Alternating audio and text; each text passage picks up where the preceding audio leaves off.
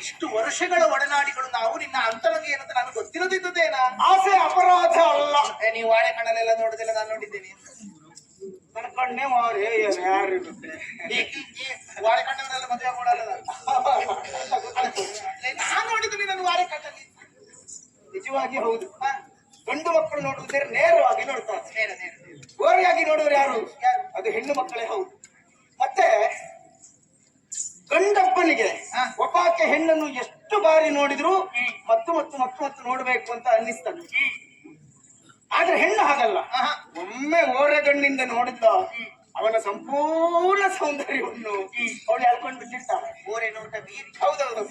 ಇವ ಹಾಗಲ್ಲ. ಹೌದು, ಇವ ಹಾಗಲ್ಲ, ನೇರವಾಗಿ ನೋಡ್ತಾ ಇರ್ತಾನೆ, ಮತ್ತೆ ಮತ್ತೆ ನೋಡ್ಬೇಕು ಅಂತ ಸಿಕ್ಕಿ ಬಿಡ್ತಾನೆ. ಆದ್ರೆ ಹೆಣ್ಣು ಹಾಗೆ ಸಿಕ್ಕಿ ಬಿಡುದ್ರೆ ಯಾಕೆ ಒಂದೇ ಸಲ ನೋಡಿದ್ರೆ ಸಾಕಾಗುತ್ತೆ. ಹಳೆ ರಸಿಕಾ ರಸಿಕ ತಿಳಿದ್ರೆ ಎಂತ ರಸಿಕನಾಡಿದ ಮಾತು ಶಶಿಯುದಿಸಿ ಬಂದಂತೆ ಅಲ್ವಾ? ರಸಿಕನಲ್ಲದನ್ನ ಬರಿ ಮಾತು ಕಿವಿಗೆ ಕೂದ ಸೇವಡಿದಂತೆ. ಹೌದಾ? ಆ ರಸಿಕತನ ಬೇಕು, ಆದ್ರೆ ಎಲ್ಲಿ ಹೇಗೆ ಅಂತ ಯೋಚನೆ ಮಾಡ್ಬೇಕಾಗ್ತದೆ. ನನಗೆ ಗೊತ್ತಿತ್ತು ಬಂದಿದ್ದೀನ ರಸಿಕ ಯಾವ ಪುಸ್ತಕ ಓದಿದ್ರು ಅಪರಾಧ. ಪದ ಬರೆಯಲಕ್ಕೆ ಅದಂತ ಬರೆದಿದ್ದಾರೆ ಎಂಬ ಕಾರಣಕ್ಕಾಗಿ ಎಲ್ಲ ಓದುತ್ತಾರೆ. ಕಲಾತ್ಮಕ ದೃಷ್ಟಿ ಬರಬೇಕು ಅಂತ. ಯಾವುದು ಒಳ್ಳೆಯದು ಅದನ್ನು ಕಳಿಸಬೇಕು. ಹಂಸ ಕ್ಷೀರ ನ್ಯಾಯ. ಹೌದಾ? ಅದಕ್ಕೆ ನೀರನ್ನು ಬಿಟ್ಟು ಹಾಲನ್ನು ಮಾತ್ರ ಕಟ್ಟೆ ಇಡುದು. ನಾನು ಅದಕ್ಕೆ ವಾತ್ಸಾಯನ ಬರೆದ ಪುಸ್ತಕ ಓದಿದ್ದೀನಿ. ಅದನ್ನು ಓದಿದ್ದೀನಿ. ಅದು ಪೂರ್ಣ ಓದಿದ್ದೀನಿ. ಒಂದೇ ಪುಟ ಅರ್ಥ ಬರ್ದು ಓದಿದ್ದ. ಪೂರ್ಣ ಓದಿದ್ದೀನಿ. ಈಗ ನಮ್ಮ ಮನಸ್ಸು ಹೀಗುಂಟು ಎಂದ ಮಾತ್ರಕ್ಕೆ ಆಚೆಯವನ ಅಭಿಪ್ರಾಯ ಹೀಗೆ ಇರಬೇಕು ಅಂತ ಏನಿಲ್ವಲ್ಲ. ಅದೇನೂ ಅಲ್ಲ. ಒತ್ತಾಯ ಮಾಡಲು ಬರಲು. ಹಾಗಾದ್ರೆ ಇರುತ್ತದೆ ಎನ್ನುವುದು ನಮ್ಮ ನಂಬಿಕೆ. ಇದ್ರೆ ಒಳ್ಳೆಯದೇ. ಹೌದು ಹೌದು. ನಿನಗೇನು ನನ್ನ ಮದುವೆ ಆಗಬೇಕು ಎನ್ನುವಂತ ಬಯಕೆ ಉಂಟು, ಅದು ಅಪರಾಧ ಅಲ್ಲ. ಆದ್ರೆ ನಾನು ಯೋಚನೆ ಮಾಡ್ಬೇಕು ಬೇಡವಾ? ಯೋಚನೆ ಮಾಡಿದ್ರಂತೆ ಎರಡು ಕೈಗಳು ಸೇರಿದ್ರೆ ಮಾತ್ರ ಚಪ್ಪಾಳೆ ಅಂತ. ಹೌದು, ಒಂದೇ ಕೈ ಬೀಸಿದ್ರೆ ಗಾಳಿ ಮಾತ್ರ. ಗಾಳಿ ಮಾತ್ರ. ಎರಡು ಕೈಗಳು ಸೇರಿ ಸ್ವರವಲ್ತು. ಆದ್ರೆ ಒಂದು ಚಪ್ಪಾಳೆ ಬರುವುದಕ್ಕೆ, ಶಬ್ದ ಬರುವುದಕ್ಕೆ ಮತ್ತೊಂದು ಕೈಯೇ ಬೇಕು ಅಂತ ಹೇಳಿ. ಕೈ ಇಲ್ಲದಿದ್ದವರೆಲ್ಲ ಒಂದು ಕೈ ಇದ್ದವರೆಲ್ಲ ಚಪ್ಪಾಳೆ ಹೊಡಿದ್ರು.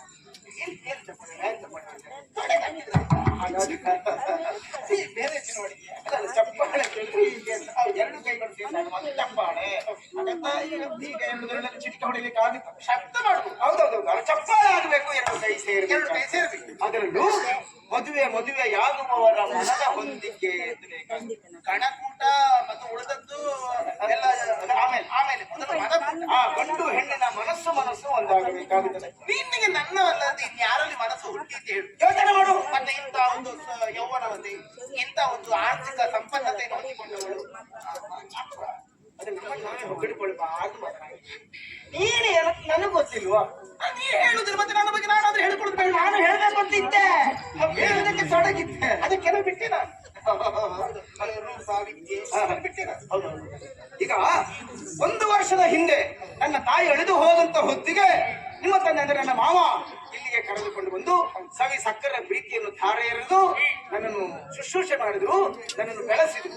ಮಾತ್ರ ನನ್ನ ಜೊತೆಗಾತಿಯಾಗಿ ನನಗೆ ಏನೇನು ಬೇಕೋ ಅದನ್ನೆಲ್ಲವನ್ನು ಕೊಡಿಸಿದವಳು ನೀನಿದ್ದೆ. ಒಮ್ಮೊಮ್ಮೆ ರಾತ್ರಿಯ ಕಾಲದಲ್ಲಿ ಅಮ್ಮನ ನೆನಪಾಗಿ ನೀನು ಕಣ್ಣೀರಿಟ್ಟಾಗ ನಿನ್ನ ಜೊತೆಗೆ ಬಂದು ನಾನು ಕಣ್ಣೀರಾದು. ಹೌದೌದು. ಮತ್ತೆ ಆ ಉಪಕೃತ್ಯನ ಯಾವ ಕಾಲಕ್ಕಾದ್ರೂ ನಾನು ಮರೆಯುವುದಕ್ಕೆ ಸಾಧ್ಯ ಉಂಟು? ವಿನೋದದ ಕಥೆಯನ್ನು ಹೇಳಿ ಹಾಸ್ಯ ಚಟಾಕಿಗಳಿಂದ ಹಾರಿಸಿ. ಹೌದೌದು. ನಿನ್ನ ಮನಸ್ಸನ್ನು ನಾನು ಮತ್ತೊಂದರಿಗೆ ಪರಿವರ್ತಿಸಿದೆವು. ನಿಜವಾಗಿ ಯಾವ ಹೆಣ್ಣು ಮಾಡಿ ಆಡಿಷ್ಟು? ಇಲ್ಲಪ್ಪ.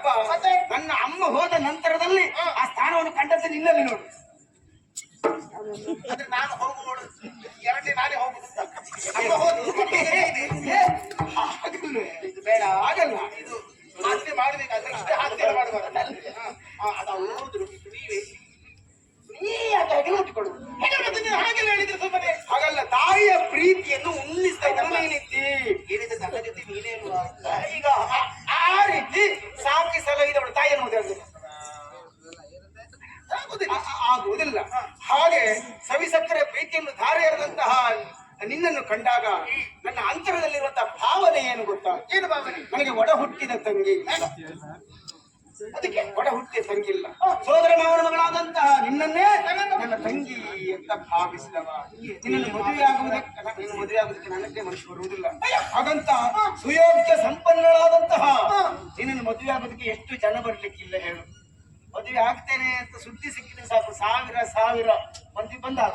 ಆದ್ದರಿಂದ ನನಗಿಂತಲೂ ಸುಪುಷ್ಟವಾದಂತಹ ಸುಯೋಗ್ಯನಾದಂತಹ ಬೇರೊಬ್ಬ ಹುಡುಗನನ್ನು ನೋಡಿ ಒಳ್ಳೆದಾಗಿ ನನಗೆ ಅಲ್ಲಿ ಕಟ್ಟೆಯಲ್ಲಿ ಸ್ನಾನ ಮಾಡಿ ಕೊಡುದು ನೀನು ಜ್ಯೋತಿಷ್ ಹೇಳುದಕ್ಕೆ. ನಿನಗದು ಸಂತೆಯಲ್ಲಿ ಕಂಬಳಿ ಹಾಕಿ ಕೊಡ್ಲ? ಅಲ್ಲ, ನಿಮಗೆಲ್ಲ ಹೀಗೂ ಆಗುತ್ತದೆ ಹಾಗಾಗುತ್ತದೆ ಅಂತ ಹೇಳಿ ಯಾವ್ದು ನೀ ನನ್ನ ಭವಿಷ್ಯ ಹೇಳಲಿಕ್ಕೆ ಹೊರಟಿದ್ದು ನೀನು? ಅಲ್ಲ, ಈಗ ನನಗೆ ನಾನು ಮದುವೆ ಆಗ್ಲಿಕ್ಕೆ ಆಗದೆ ಇದ್ರು ಮತ್ತೊಬ್ರು ಒಳ್ಳೇದಾಗಲಿ ಅಂತ ಬಯಸುವುದಲ್ವಾ? ಇದು ನನ್ನ ನೋಡಿದ್ರೆ ಅಮ್ಮ ತಂಗಿ ಹೀಗೆಲ್ಲ ಅನ್ನಿಸು. ಆದ್ದರಿಂದ ನಿನಗೆ ಊಟ ಹಾಕಿದ್ರೆ ಹೆಚ್ಚಾಯ್ತಾ? ನಿನಗೆ ಊಟ ಹಾಕಿದ್ರೆ ಹೆಚ್ಚಾಯ್ತಾ? ನನ್ನನ್ನು ಕಂಡಾಗ ನಿನಗೆ ತಂಗಿ ಹೌದು, ಆಗ ಯೋಚನೆ ಮಾಡ್ಬೇಕು. ಅಲ್ಲ ಅಕ್ಕ ಅಕ್ಕ ಅಕ್ಕ ನೀ ಬೆಳೆದ ಸ್ವಲ್ಪ ಹೆಚ್ಚಲ್ಲ, ಅದನ್ನ ಅಕ್ಕ ಅಂತ ಕರೀತಾರೆ. ಅದು ನಿನಗೆ ತಲೆ ಮೇಲೆ ಒಂದು ಮೊಳೆ ಹೊಡೆದಿಟ್ಟಿದ್ದಾರೆ. ಈ ಕೆಳಗೆ ಹೋಗಿ ಮೇಲೆ ಬರಲೇ ಇಲ್ಲ.